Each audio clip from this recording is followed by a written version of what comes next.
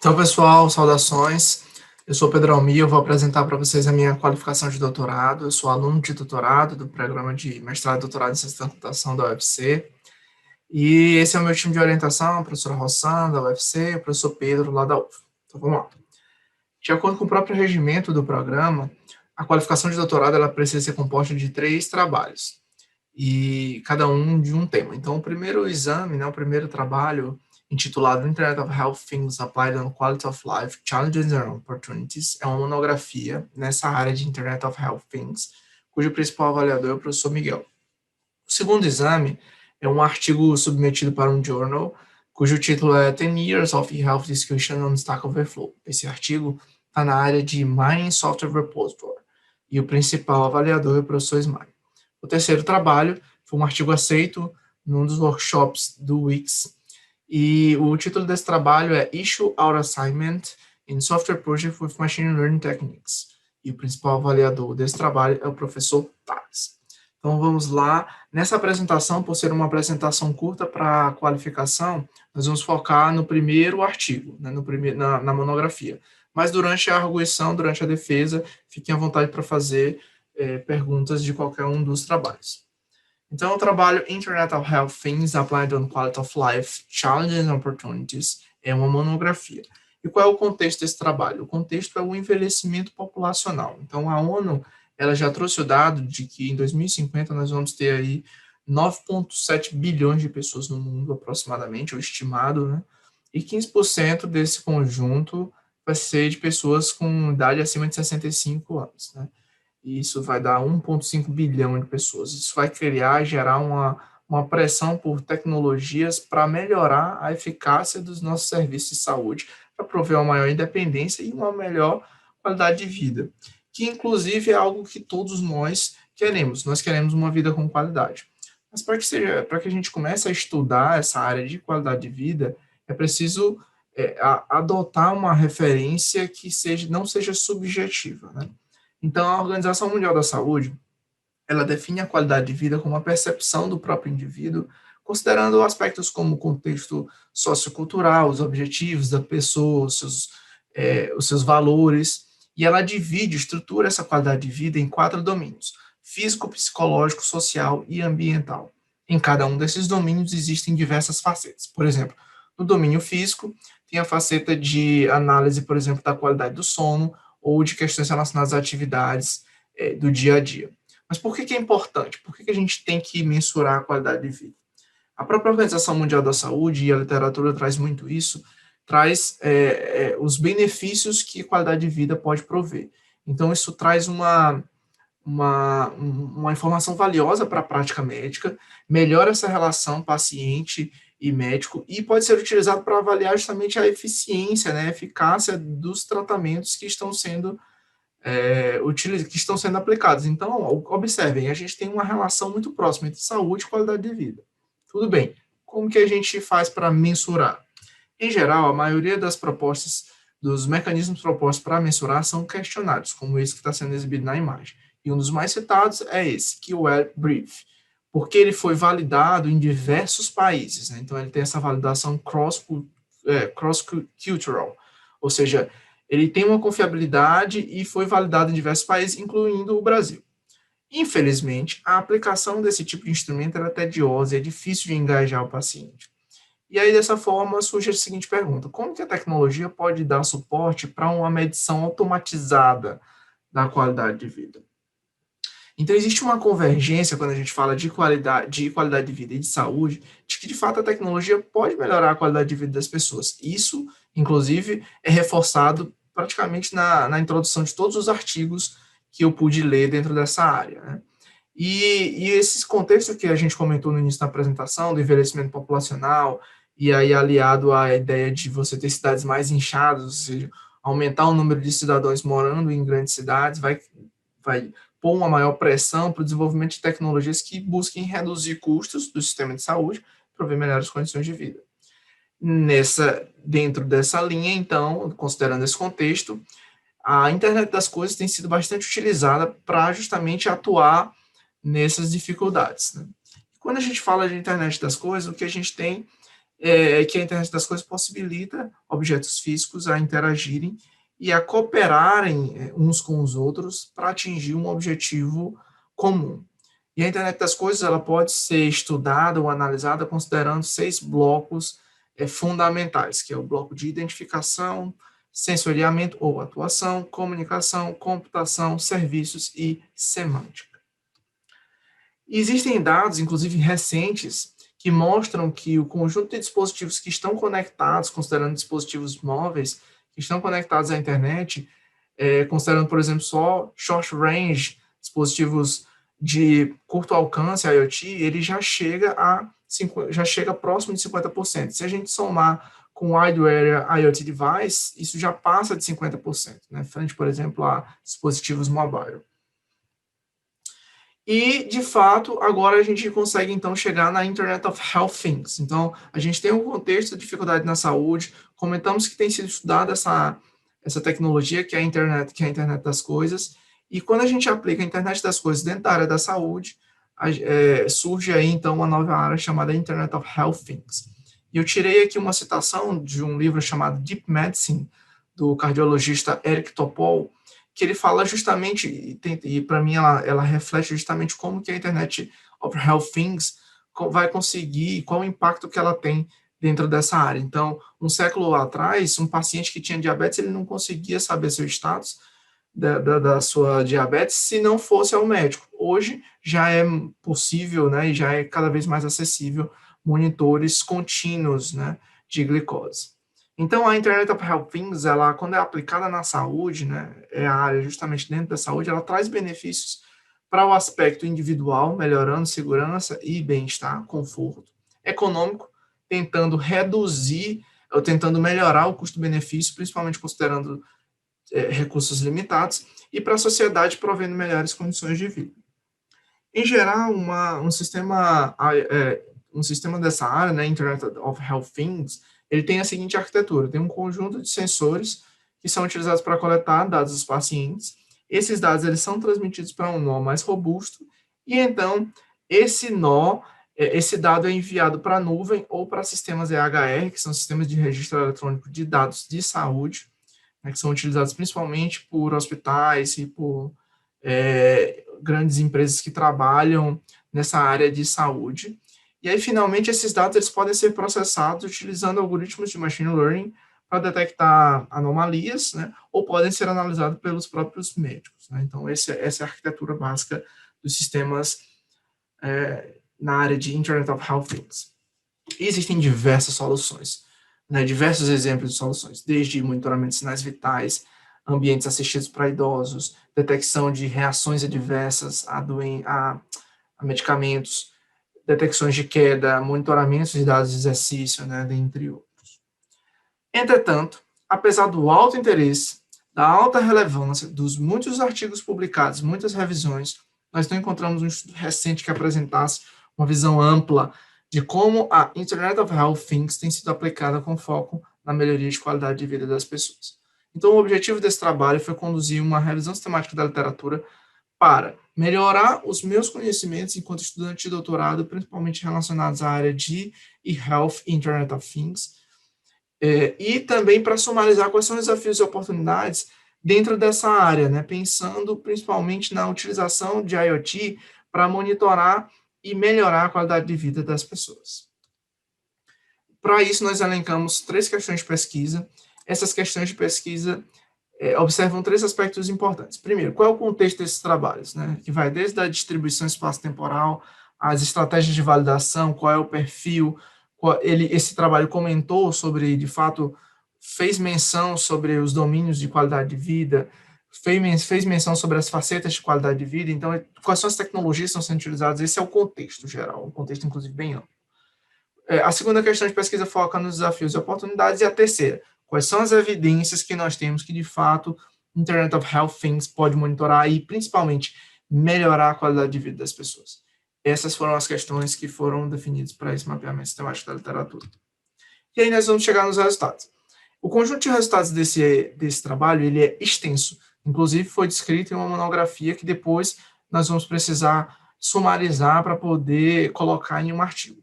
Nessa apresentação, dada a restrição de tempo que a gente tem, o que a gente vai fazer? A gente vai focar, de fato, nos desafios que foram encontrados. Então, nós vamos discutir um pouco desses desafios e vai ser essa discussão em torno dos resultados. Antes de chegar nos desafios, é importante, apenas para a gente ter uma dimensão da quantidade de trabalhos que foi analisado nesse mapeamento sistemático da literatura, que ele iniciou com 378 artigos que partiram de 4 bases escolhidas para priorizar tanto trabalhos da área de tecnologia quanto da área de saúde. Esses trabalhos foram sendo refinados até que, de fato, nós chegamos a um número de 94 trabalhos que são relevantes para resolver ou para responder aquelas 3 questões de pesquisa que a gente tinha mencionado. Então, de fato, agora a gente chega no ponto-alvo dessa apresentação, que é os desafios. Quais foram os desafios mais recorrentes? Observem esse número 182, é o número de desafios únicos que nós encontramos. Então, depois de ler os 94 trabalhos, nós fomos listando e aí encontramos 182 desafios, um número bem grande. Então, foi necessário a gente agrupar esses desafios. Nós criamos 8 grupos para ficar mais fácil a discussão desses desafios. Então, esses são os 8 grupos. Então, eles passam desde desafios mais gerais, bem voltados para a internet das coisas, e vão até computação em nuvem. Esse número que que vocês estão observando do lado, é o número de vezes que aquele grupo de desafio foi citado dentro do conjunto de 94 trabalhos. Ele pode se repetir, né, porque um artigo pode discutir um ou mais desafios, e isso, por exemplo, o somatório, então, vai passar de 94, né, o somatório dessas citações. Então, vamos agora revisar cada uma dessas categorias. Nessa área de desafios mais gerais de internet das coisas, nós encontramos a menção muito frequente para a ausência de interoperabilidade e descoberta de dispositivos. E aqui tem 2 aspectos que são importantes serem citados, por isso que eles estão em verde. Primeiro, porque esses 2 desafios eles são já estudados há muito tempo. Como nós não definimos limite temporal para a obtenção dos artigos, provavelmente isso vem de uma influência de um estudo já que vem de desafios que já vem sendo estudado há muito tempo, né? E que por isso apareceram com uma alta recorrência. E eles foram marcados também em verde porque são desafios que, inclusive, por exemplo, o próprio grupo de pesquisa ao qual eu faço parte, o GREAT, ele tem soluções específicas para atuar nesses 2 desafios. Quando a gente fala de segurança e privacidade, a segurança dos dados é um aspecto crucial e vital para sistemas na área de saúde. Então, foi bastante comentado questões relacionadas à privacidade e segurança dos dados, e esse aqui foi destacado em azul, porque ele é intimamente ligado ao aspecto de saúde. É claro que outras áreas também requerem segurança de dados e privacidade, né, são fundamentos, inclusive, de diversas áreas de aplicação, mas na área da saúde isso é crucial, né? Sem isso, de fato, as aplicações elas vão ter muitas dificuldades para poderem serem desenvolvidas. Na área de ciência de dados, nós encontramos 3 subgrupos: Big Data, com desafios mais voltados para aspectos como volume, veracidade dos dados, velocidade de processamento, então são questões mais voltadas para a própria teoria de Big Data. Na parte de Data Analytics, nós observamos baixa qualidade de dados, a existência de silos de dados e dificuldades para a interoperabilidade semântica entre esses dados de saúde. E no subgrupo de Artificial Intelligence, nós encontramos 2 bem recorrentes, que também foram marcados em azul, porque são intimamente ligados a essa área de saúde, que é a predição de doenças e o reconhecimento de atividades do usuário, que vai ser um dado fundamental, inclusive para auxiliar na predição de algumas doenças. Na parte de comunicações e redes, o real-time foi o desafio mais comentado, e provavelmente é uma área que vai estar sendo bastante estudada, um desafio que vai estar sendo bastante explorado, principalmente considerando o fortalecimento do 5G, né, que promete ser bastante utilizado nessa área de saúde.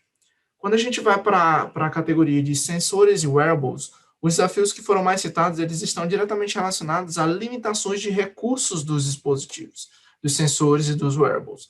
Então, são desafios que eles estão mais próximos de hardware. Obviamente, existe a possibilidade, por exemplo, de desenvolver protocolos para a otimização desses recursos, mas foram desafios que nós percebemos mais próximos dessa parte de hardware, principalmente com limitações de recursos.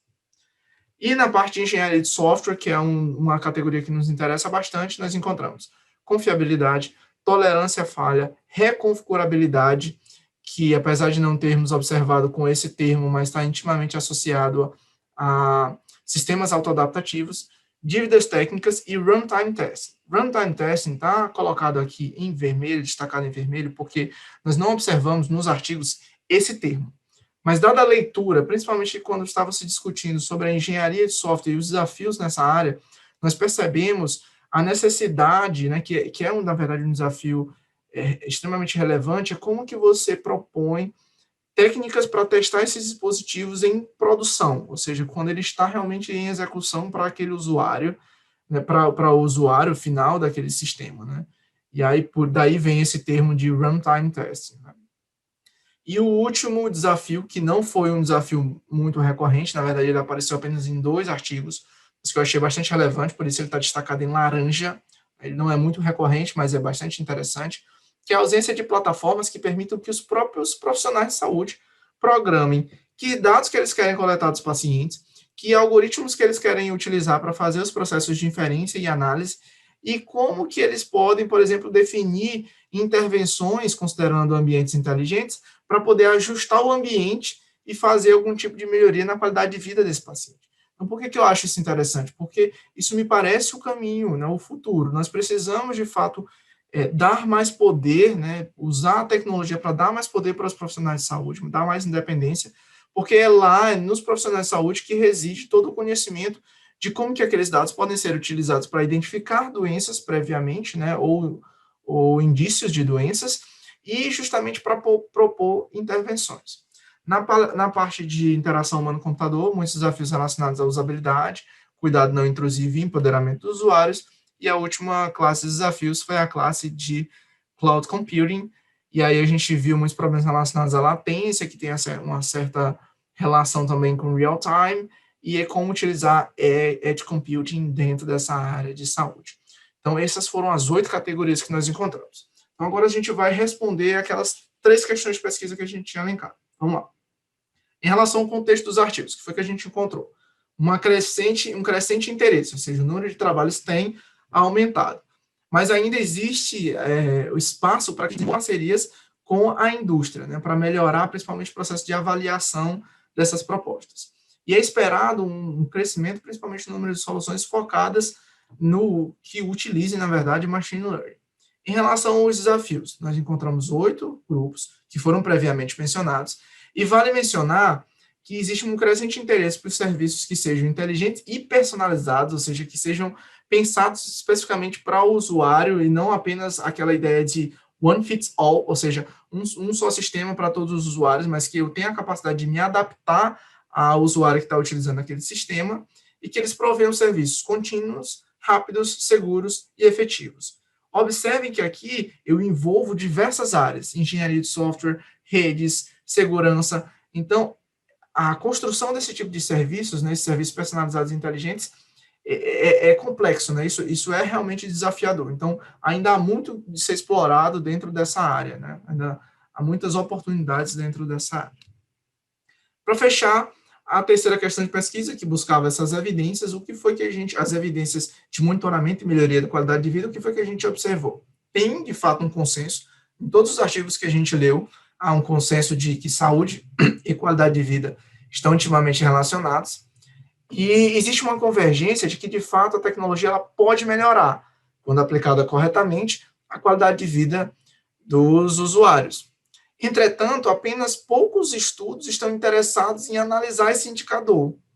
E nós não encontramos nenhum trabalho que tentasse inferir a qualidade de vida, né, o indicador de qualidade de vida, utilizando dados IoT e utilizando técnicas de machine learning. Então, vejam que, de fato, apesar de haver essa convergência, carece ainda de trabalhos que façam essa medição e que possam, inclusive, não só medir, mas que propor intervenções para poder melhorar essa qualidade de vida, né? Ou seja, fechando o ciclo, monitora, analisa e depois propõe, planeja e depois propõe ações de intervenção, atuação dentro do ambiente.